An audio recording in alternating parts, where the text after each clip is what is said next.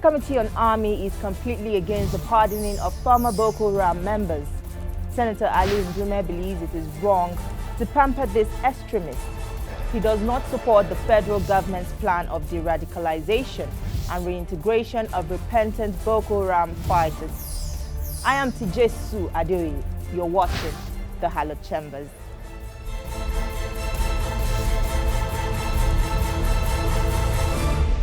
Ali Ndume is the chairman Senate Committee on Army and he represents Borno's South Senatorial District.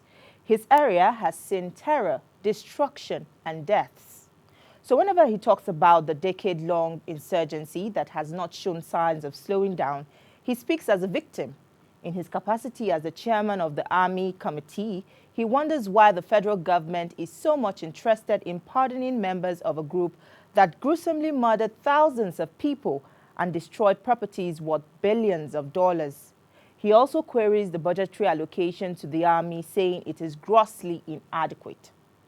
In a period of war, where the country planning to spend 13 trillion, the government is budgeting less than 30 billion as capital for the Nigerian Army.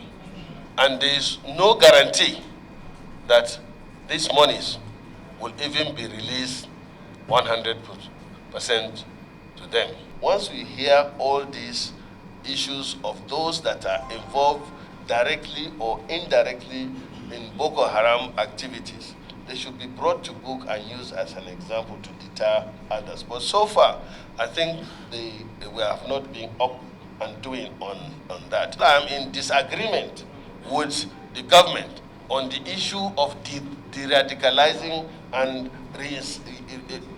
reintegrating. My position is still the same.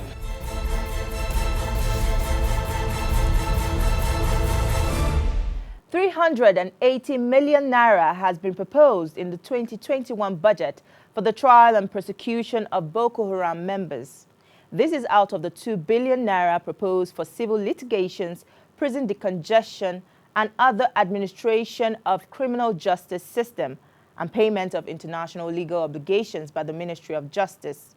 The Senate Committee on Judiciary, Human Rights and Legal Matters seems to be more interested in the conviction of 6 Nigerians in Abu Dhabi connected with the funding of Boko Haram. It was presented that sum of 2 billion and about 2 billion will be used to pay for military legal services. And the military legal services are listed to be civil litigation, prison congestion, trial and prosecution of Boko Haram, administration of criminal justice system, and payment for international legal obligations. The trial and prosecution of Boko Haram, you recall, sir, that about last year we have to create a jurisdiction, a division in Kanjida in which 3,000 inmates were prosecuted. Now, how do you prosecute 3,000 inmates in a place? We have to bring 4 judges from the Federal High Court. We have to pay the legal aids. We have to do a lot of things.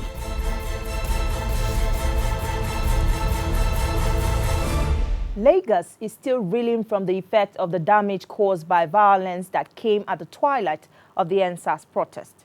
Speaker Femi Gbajabiamila says the state will need ₦1 trillion to rebuild Lagos. Governor Babajide Sanwo-Olu also submitted a compendium of the laws suffered to President Muhammadu Buhari. I had a chat with the member representing Ikeja Federal Constituency in the National Assembly, Honorable James Faleke. We talked about the recovery and rebuilding process and also other legislative business.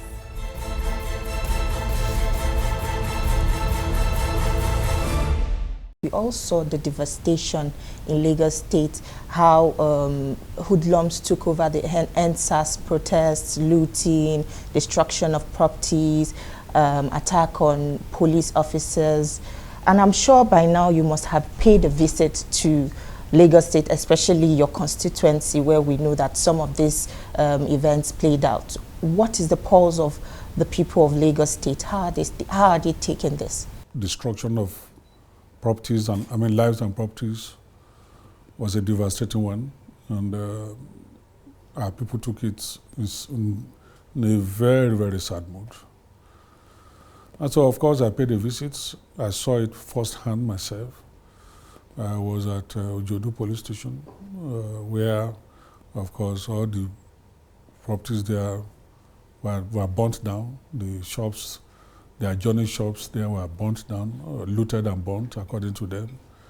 And then I was at the Ojodu primary school. For me, that is even more worrisome. Why do I say so? A primary school housing nobody, a primary school that is meant for our future generation, our future leaders, was destroyed. The admin section of that primary school was completely burnt. What it means is that those children that graduated or that were even registered there, there are no more records for them. Those who graduated and want to be applying for testimonial or whatever it is in the future, there's nothing to refer to, no records. And those hoodlums, they destroyed everything. They burnt it down. They burnt the primary schools. Are there any special packages made available for those affected? I'm talking about private owners, as well as some other organizations or places that have been burnt down, those that have been directly affected by this. Are there any special packages coming from the government of Lagos State? Because we already see that some individuals on their own are beginning to raise funds for these people affected. Are we going to see the same? Well, I think that the government of Lagos State has done so well, setting up panels, setting up funds, over 200 million naira. And they're, of course, directing that those panels, anybody defined guilty of that is worthy of compensation should be immediately compensated without resort to government. I think that fund has been made available. When I visited, of course, I went to, like I said, I went to primary school. I made promise to, of course, rehabilitate the school in conjunction with my government, I mean the government of the state. And of course, I also went to the police station where they, of course, took away their TV stations and they destroyed their water system. I replaced all the TV stations, all the TV sets and the water system. I replaced all that, made it function at least for them to be able to operate. I was at the road safety office where they destroyed the generator. They burnt down the 500 kVA, the 300 kVA generators. Of course, only government can do that, can intervene on that. Those TVs and the computer sets that were taken away, the screen of the driving license that were taken away, I replaced them immediately. So at least for them to continue to function. What I was unable to do, of course, and to replace immediately was the vehicles burnt, the road safety. And also, of course, the police station too, they burnt down the entire vehicles parked at that station. Whether it was seized, whether they were exhibits or not, they were all destroyed and burned down. And of course, I went in to see what happened to all our buses, BRT buses, at the beggar section. And it's pathetic. The site is pathetic. And of course, it is the people that use those buses. And the effect will be so enormous on the economic activities of Lagos. And so it's unfortunate. Going forward, of course, in our 2021, what the major thing I picked out of these, which we have always complained about, is about youth employment. The unemployment rate in the country is very, very high. And so when these things happen, people tend to take it on government and take it on government properties. We've done our bits, so much empowerment. We've done that. I've created so much employment opportunities for my constituents. We are also doing more and more empowerment programs, and we still have 3 or 4 lined up to do, if not for this NSAS protest. So we are hoping that by the time we finish the budget, we'll go and start the empowerment program. Let's talk about hoarding and looting of COVID-19 palliatives. Of course, we saw this, Lagos State was the first place we saw this event playing out. What is your take on this, as regarding even seeing that one of the House members in the Lagos State House of Assembly, use some of these items as personal gift items to probably donations to some people. What is your take on this, and why would you say, what do you think is the cause of the delay in the distribution of this palliatives? Well, let me say this. When you say hoarding, I don't agree it was being hoarded by Lagos State government, because the government came up to tell the whole world when they received it. And of course, when they do receive from donors, they have to make preparations to distribute. And before the preparations were concluded, this crisis set in. And maybe possibly those who had information that those warehouses were stocked with those goods, of course, gave information out, and they went there. As to the honorable member, I didn't see that, and I can't defend her. I don't know what happened. For us in the National Assembly, we are not involved. We only do what we are able to do. They brought the COVID amendment to the budget, which we passed, and that's the best we can say. And we are doing our own best. I did a lot during the lockdown. I did a lot for my constituents, and we will continue to do as much as possible. Let's talk about the drama that played out between yourself and the Minister of Labour, Chris Ngige. Of course, we know that this was quite comical, but looking at another side of it, do you see this as an abuse on the authority of the National Assembly? For me, I see it as a contempt. I have a right to ask questions. We were investigating the activities of NSITF, where he unilaterally suspended the board members and the management staff of the agency, purely because, to my mind and to the documents that we saw, they refused to obey his instructions to be able to do certain things which they felt were illegal. And while he was making the presentation, he said that he never wanted those people to be board members. He had submitted lists to the SGF office, and unfortunately they didn't choose his own list, they brought these people. That's the way he said, that they say maybe because of politics. So that led to my question. I said, oh, if it was not for politics, Honourable Minister, would you have been appointed, or was it because of other achievements you have made? So for me, the way he went and talking about somebody who helped to make him, if Ashwaju had not helped him when he needed most, he wouldn't have been where he is today. I believe that some of us as Nigerians, we should learn to be grateful to those who help us, no matter the situation you find yourself. And unfortunately, he was comparing himself that he's a minister, he has been a governor, he has been senator. Ashwaju has not been minister. Ashwaju is beyond being minister. He nominates, he helps governors to come. He nominates ministers. You understand? So I felt that for a man at his level, he should know what to compare, what comparisons to make. And that's why I just kept quiet. I was watching him and allowed him to make all the blunders.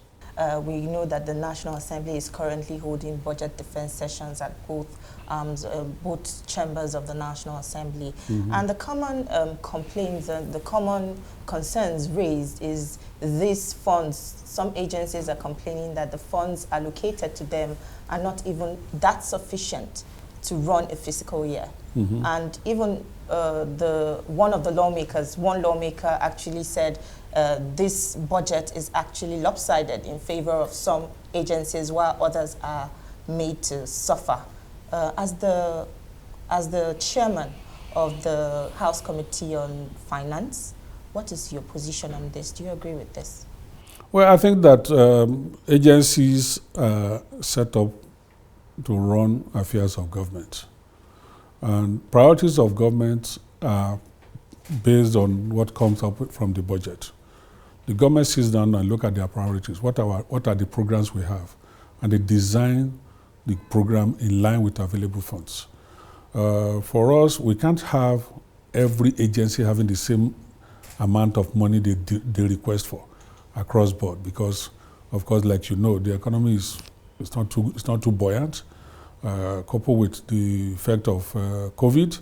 So if an agency is complaining of lopsidedness, these same agencies are the one limiting funds to the government. They spend the IGR, they spend their revenue anyhow. And when they now come to budget defense, you want the whole money to also be given to you when you are at the same time going to spend your IGR on frivolities. So what we have proposed, of course, which we are putting in the budget in the Accountant General's office, is to put a real-time revenue monitoring system. In other words, now we have the remitter platform where funds are paid through to CBN agencies account, individual agencies account. Now the real-time monitoring system will enable the the government at the center the system will automatically deduct what is due to government, rather than we pushing that agency to pay.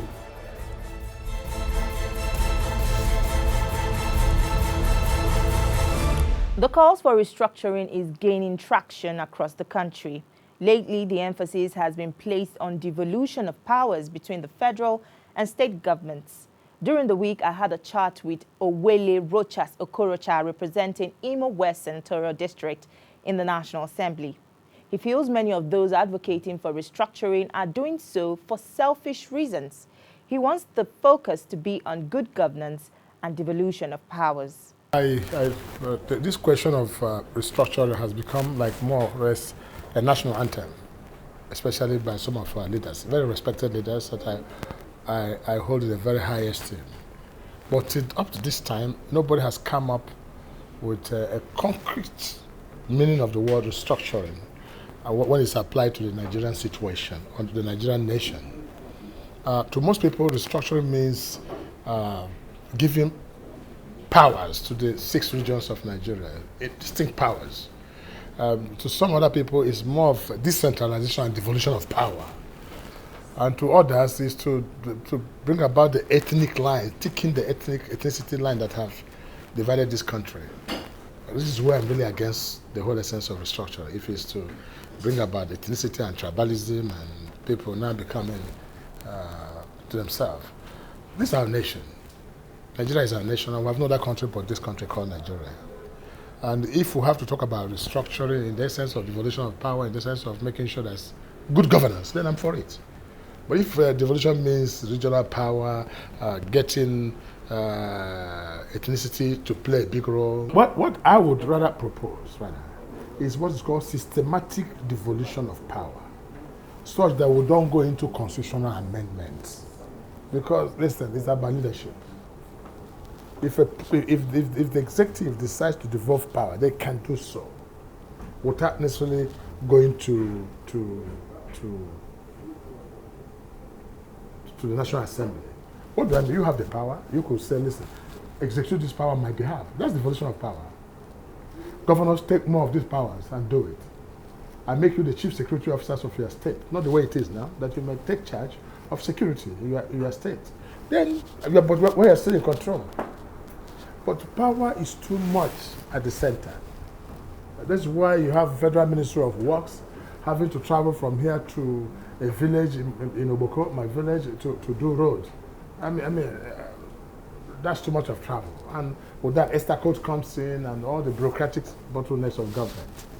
When you devolve power, people receive quicker attention to dividend of democracy than when power is centralized. A president is an individual, and there's a limit to what an individual can do. And if an individual has to be here and be all over, well, we're not God. It's only God that can be in one place and be all over. Every human being can only be in one place. President Muhammad Buhari is Nasarov right now. He can never be in Oboko in my village. So power must devolve to the extent that those down there can be acting on his behalf and do the same thing which he would otherwise have done. But the good thing is that my coming to National Assembly is an eye-opener to understand what is really the problems of Nigeria. Very small problem, very little problem. And if it's corrected, Nigeria will move in such a supersonic speed of development. And these blames will stop. These are portion of blames. This has done this, that have done that, will all stop. And that goes back to structure. That goes back to structure. There's so much of reputation, bureaucratic bottleneck, what they call again, they use the word due process, and the cut and paste budget. Like I made comment today, I said to them, this issue of cut and paste budget, you take the same old type of budget, you bring it today, and there's nothing. And if you keep doing the same old things, the same old ways, you must keep getting the same old results. This is why we're not arriving at results. So, in the first place, there must be an understanding between the executive arm of government and the legislative arm of government prior to making of any budget any year, for you to prepare what's called a people's budget. But this idea of giving an envelope to National Assembly and say, remain within this limit, don't go across and don't do this, it does not help development. Because the civil servants also are in a hurry to prepare the papers, they cut and paste. And they make budget of what they don't know that exists in the areas. Somebody is in Abuja now making budget that affects me in Imo and Owerri. How would he get it right?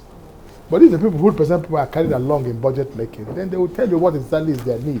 Not necessarily that it must determine the price or how it is done, but the executive should determine it, but they should get the ideas of what should be done. I did say something on the floor of the National Assembly when I said, listen, let's change the entire system really to save costs. And when I mentioned that let's have what is instead of having senatorial, we'll move it to promote the people to statorial representative. That's one person per state. Why we promote the federal house members to Senate to become senatorial, still maintaining the upper and lower house. Just that the senators have been promoted to state level and the federal house been promoted to senatorial level. And for the state, for the state, there should be one person representing the entire state and 3 persons now who are already in the, will become 3. That's so 4 persons per state. I do not know the job we'll do in that National Assembly that 4 persons from state cannot do. I don't say it. And that will have cut the cost of governance, have increased the quality of people, attendance, and everything. Because any day you don't come to National Assembly, if it's only 4 of you, the whole world will know. So it's a more serious business for countries that are very serious. And when I said this, people didn't take it serious. 2 weeks later, Italian government slashed their number of senators and members of federal house. But it's not in cutting down the cost of money they get with the high cost of living. If somebody must be a senator, for God's sake, he should be a senator and look like a senator and dress like a senator and behave like a senator. And if somebody is a federal house member, he must live like that. You don't want to see a senator. The humility is not in going to stay in a ramshackle house with insecurity, situation of nature and get killed. So you must give him a decent accommodation, a decent car to ride. But if that is your problem, cut the number by this promotion that I've styled it. And people are promoted. I'll be happy to have a senator represent me from the state. And you'll be more of a powerful senator. So when you speak, people will listen. And the federal house people would, one of others want to get a job, they can also go for House of Assembly. House of Assembly now will move to the level of federal structure. So instead of having the what do you call it, the House of Rep, the House of Assembly will now take the federal assembly structure. So one person represents the entire federal constituency at the state assembly. You have cut the number of senators and federal house and House of Assembly by almost 60%. And the job will still be done. And so other people can go into areas of politics or go into the productive sector of our economy. So this is what I think to cut down the cost of governance. And for the executive too, there are too many appointments. So many boards, and so you find out that the whole budget of the nation is overhead, outside salary. How can a nation survive with 81% salary and overhead, and only 19% or 25% of capital project? It means that we either hate generations yet unborn, or we hate this nation. Some people would like to see a National Assembly that will just take up gloves in hand and start boxing the executive, and that people will applaud us. That doesn't make you popular. That doesn't make you what you're supposed to use your brain and wisdom to help this nation. What we decided to do as National Assembly is not to follow the old track of saying, look, we must be in disagreement with the executive, and because that is an ill wind that has blown this nation no good. We simply say, executive, what do you want? How do you want it? We'll support you. But can you deliver on the democracy? So that when you don't deliver it, you will not have excuse to say the National Assembly was a hindrance to your ability to perform. It's not that. It's just that people have decided to say, look, fighting does not help. Because we have tried fighting in the 8th Assembly. We've seen National Assembly against the president, and he yielded nothing. So why don't you support them? It's just like a nagging wife and a husband. If nagging does not bring you anything good, why don't you also be submissive to your husband to see whether for the sake of the family and children? So our submissiveness, if you like to use a word, our agreement to support the government, despite all odds, is to see that, listen, let it be well with Nigeria. And I think that's the best way to go.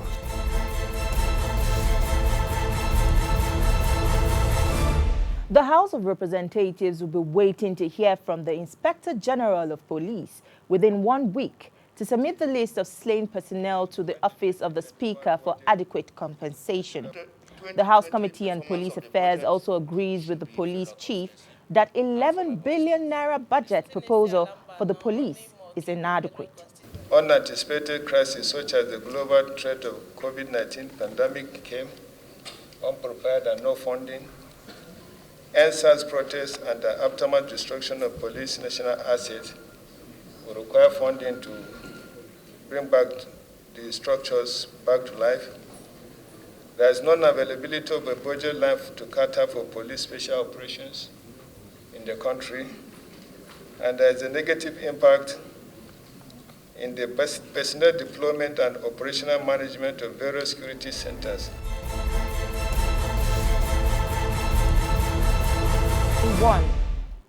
And that's our program this week. You can get details of the Hallowed Chambers on all our social media platforms.